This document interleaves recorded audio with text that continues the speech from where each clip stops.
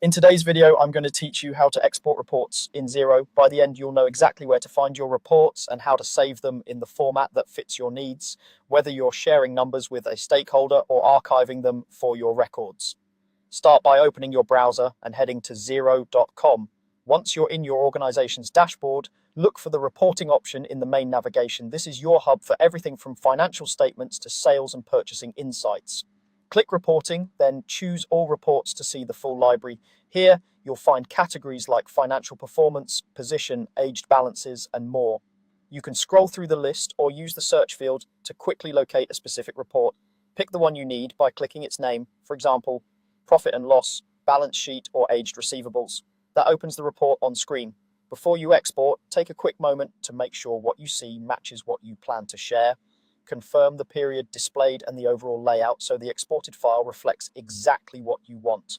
If the on-screen totals and columns look right, you're ready to save it. Now look to the bottom right corner of the report and find the export drop-down. Click it to reveal your export choices. You can export to PDF, Excel, or Google Sheets.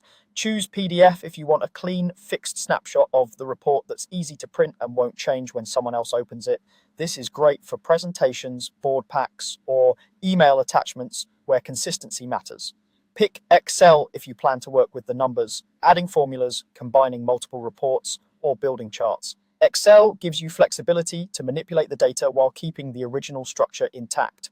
Select Google Sheets if you prefer cloud collaboration. This option lets you open the report directly in a shareable sheet, so teammates can view, comment, and edit in real time without passing files back and forth. After you select your format, Xero prepares the export. Your browser may download the file automatically or ask where to save it.